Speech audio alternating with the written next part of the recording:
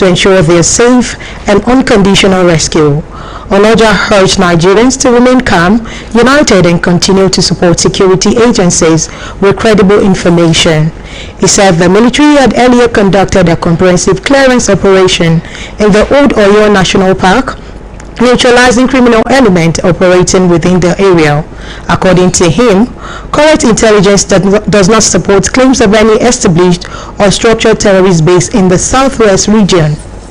The defense spokesman disclosed that troops had already made contact with the perpetrators and were sustaining pursuit operations across forest corridors. The Nigerian Army has reaffirmed its commitment to the welfare of personnel and families of fallen heroes as the Chief of Army Staff Corps, Lieutenant General Wahidi Shaibu, Chief of Army Staff Corps, Lieutenant General Wahidi Shaibu, presented insurance checks to families of the slain soldiers and troops wounded in action. The presentation was done during the opening of the Corps' first biannual conference 2026 held at the Nigerian Army Conference Center, hospitalized or killed in the line of duty. 5 next of kin of soldiers who died during operations and 5 wounded troops drawn from different theaters of operation across the country received checks during the ceremony, while payments to 130 as fluid and difficult, noting that security operations are still ongoing to ensure the safe release of the abductees. Governor Makinde disclosed that 7 secondary school students from Community High School, Oluyole, 18 pupils from First Baptist Church Nursery Primary School, Yawata, as well as 7 teachers were abducted during the attack. As a government, we will not give in to terror. We will do everything to ensure that our children and their teachers are returned safely. And I'm also saying this to the group, just whatever it is. So whatever it is they demand, we're ready to listen to them, address the ones that we can address as a state government, but the children and their teachers must be released timely. Speaking on the surveillance aircraft procured by the state government, Governor Makinde disclosed that the aircrafts have already arrived in Nigeria from China and are currently at the Nigeria Air Force Base in Lagos, where contractors are reassembling them ahead of their operational deployment. The surveillance aircraft, they've arrived in the country. They are manufacturer from China. They arrived in country about 3 days ago. They should have about 2 weeks roughly, to finish their work. So I can say conclusively that those surveillance aircraft should be in operation on or before the end of June. However, we were proactive. We wanted to be able to cover the borderline, between Oyo State and Kwara, and also the international border between Oyo State and the Republic of Benin. Describing the situation as sensitive and urging people to report responsibly, Governor Makinde disclosed that the state government established an operational center at the state police headquarters to provide necessary information and coordinate responses. Oluyole Sulaiman, BCS News. There was panic in Ogbomoso and surrounding communities today following rumors of an alleged bandit invasion in the area.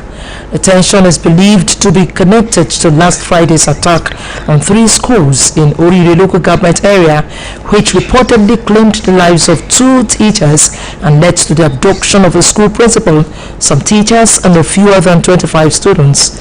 The COS correspondent Adelemi Akomo, who monitored the situation, reports that academic activities across the 5 local government areas in the Ogbomoso zone were disrupted. His report is presented by Mary Adedapo. School Schools visited by BCOS News were largely deserted, with many classrooms under lock and key, while some students were seen returning home as early as 10 a.m. Findings revealed that anxious parents and guardians rushed to various schools at around 10:30 a.m. to pick up their children following the spread of rumor across the town. Some parents who spoke with BCOS News said the unconfirmed report forced them to hurriedly visit their children's schools out of fear for their safety.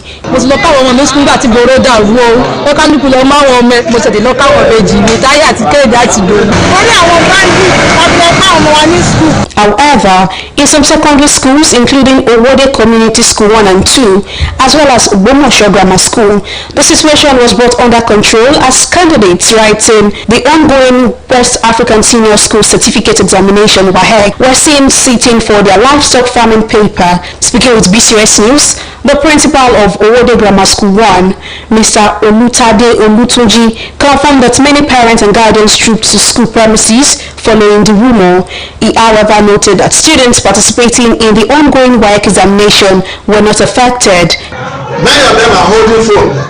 They were at they were at this, so they are just rushing into the classroom, picking their students and their wares and going home. So the school was disrupted, and that is the reason why the students were not.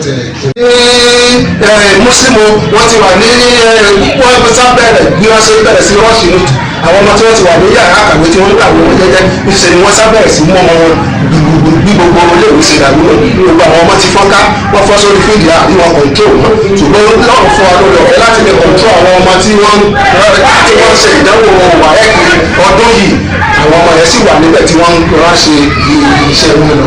As at the time of filing this report, calm had returned to the area, with residents resuming their normal activities and businesses. Mary Adedapo, BCOS News. Meanwhile, the Oyo State Police Command has dismissed reports of an alleged bandit attack in Ogbomosho and Ajawa communities, describing the incident as a false alarm caused by misinformation and panic. According to a statement signed by the police public relations officer, DSP Anyola de Olayinka, tension erupted earlier today following rumors that suspected bandits had invaded the vicinity of Areago High School in Ogbomosho.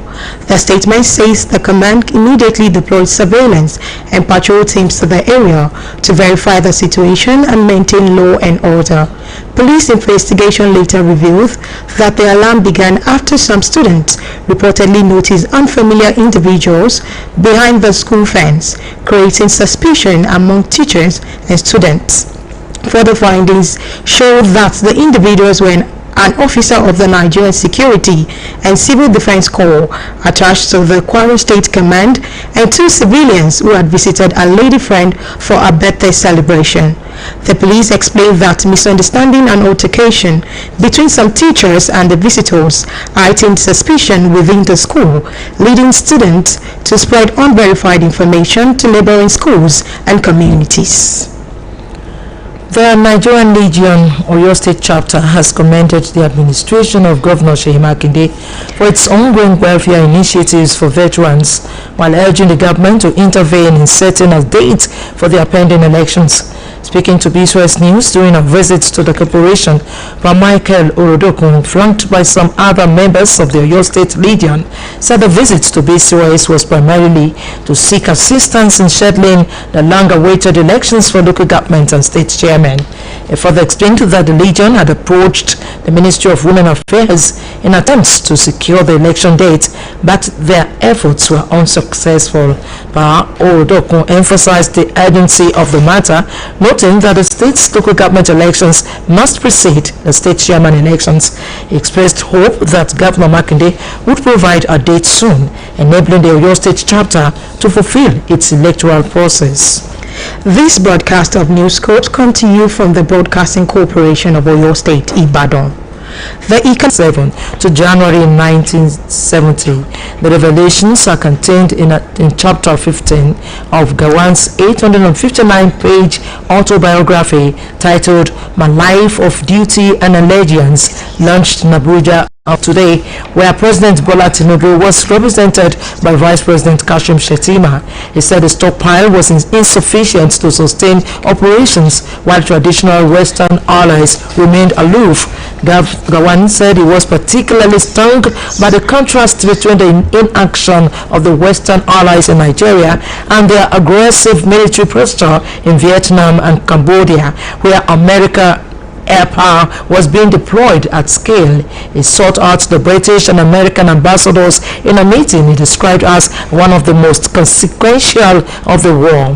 The book, running to 859 pages across 36 chapters, covers Gawan's full life from his Angus origins in Plateau State through his military career, the Civil War, his ouster in 1965, and his years in exile and academic study.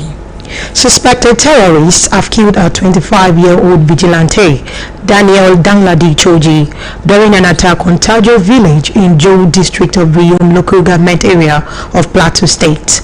The incident, which occurred on Monday night, threw the community into panic. Eyewitnesses said the terrorists stormed the Viak and Tanjol areas in more than 5 groups, shooting indiscriminately before they were repelled by a combined team of Operation Rainbow and other security operatives. Confirming the incident, a community member, Mr. Bulus Jokes, said the deceased vigilante was killed while on patrol duty. Meanwhile, the Baron Youth Murder Association, BYM, condemned the attack and urged the Plateau State government and security agencies to take urgent action to prevent further violence. The Katsina State Police Command has arrested a suspected kidnapper, cattle rustler and bandits informants linked to the deadly attack on Sasayaya village in Matazu local government area.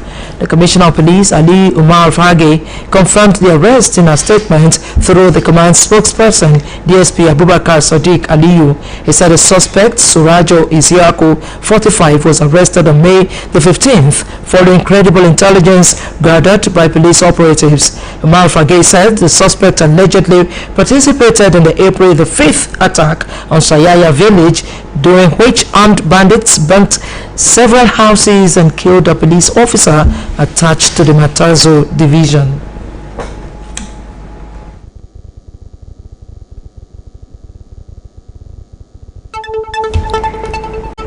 The federal government has raised concern over persistent leakages in the country's tax system, accusing some state governments and government-owned enterprises, GOEs, of failing to promptly deduct and remit value-added tax, VAT, and withholding tax as required by law.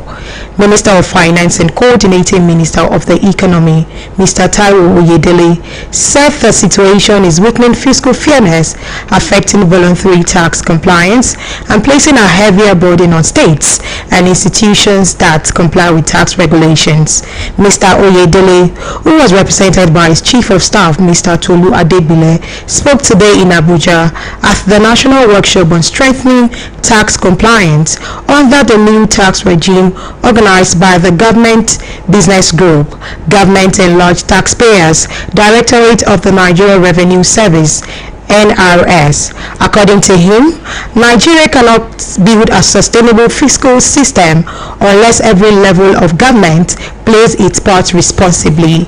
The minister explained that the federal government's ongoing tax reforms are aimed at widening the tax net without increasing the tax burden on Nigerians, while also using technology to block revenue leakages and improve efficiency in tax administration. The minister also called for stronger cooperation between the federal government, states, and local government and public enterprises to improve tax administration and ensure prompt remittance of retail taxes. The Nigerian Defense Academy has announced that its screening test choice institution, according to the NDA, eligible candidates will receive an email on the 20th of May 2026 directing them to select their preferred state for the screening test. The Academy noted that this step is necessary for the allocation of examination centers nationwide. The statement added that candidates must complete their selection of preferred test location not later than the 24th of May 2026. The NDA advised applicants to choose their state of residence as their examination location, emphasizing that the screening exercise will be conducted simultaneously across the country. The Nigerian Civil Aviation Authority (NCAA) has directed airlines, airport operators, and other aviation stakeholders to intensify public health surveillance measures following the outbreak of Ebola virus disease (EVD) in parts of the Democratic Republic of Congo (DRC) and Uganda. The NCAA stated in a circular dated May 18, 2026 that the directive was prompted by increasing concerns about the spread of the disease and the vital role of the aviation sector in curbing cross-border transmission. The authority noted that although no confirmed case linked to the outbreak has been recorded in Nigeria, it is collaborating with the Federal Ministry of Health, the Nigeria Center for Disease Control, NCDC, Port Health Services, and international health organizations to closely monitor the situation. As part of preventive measures, the authority said disease surveillance systems at airports have been strengthened, while contact tracing, case reporting mechanisms, and other border health screening procedures are also being reinforced. The NCAA further directed pilots to notify air traffic control of any suspected communicable disease cases on board aircraft in line with the Nigerian Civil Aviation regulations. On foreign scene, the World Health Organization today voiced concern about the scale and speed of an Ebola outbreak that has killed an estimated 131 people in the Democratic Republic of Congo and warned it could be lengthy. The UN Health Agency has declared the surge of the highly contagious hemorrhagic fever an international health emergency and called an urgent meeting on the crisis. No vaccine or therapeutic treatment existed for the Bundibugyo strain of Ebola, which is responsible for the outbreak declared in the East late last week. Ebola has killed more than 15,000 people in Africa in the past half-century. Workers with shovels were seen digging to clear an abandoned Ebola treatment center in the eastern city of Goma. Tons of emergency medical supplies, including infection prevention kits and tents, as well as experts, have arrived in recent days, local WHO footage showed. With the recent cases largely concentrated in difficult-to-access areas hit by long-running conflicts, few samples have been laboratory tested and figures are based mostly on suspected cases. To end this edition of Newscope, here again are the main points. The Inspector General of Police, IGP Olatunji Diso, today honored 17 police officers killed by terrorists in active service. The Defense Headquarters, the HQ, has dismissed claims of the existence of a terrorist base in the southwest, assuring Nigerians that ongoing operations are targeted at rescuing abducted victims and neutralizing criminal elements. The Oyo State Governor, Engineer Seyi Makinde, has expressed readiness to listen to the demands of the bandits who unleashed terror and abducted pupils and teachers in Owerri local government area of Oyo State. And on the foreign scene, the World Health Organization today voiced concern about the scale and speed of an Ebola outbreak that has killed an estimated 131 people in the Democratic Republic of Congo and warned it could be lengthy. And that's all from Newscope Desk for now. It was packaged by Bode Akintola and delivered by Temitope Olubodun and Josephine Oluwabumi. Thanks for listening. Do not forget to tune in for the Yoruba version at 8 p.m. Good evening.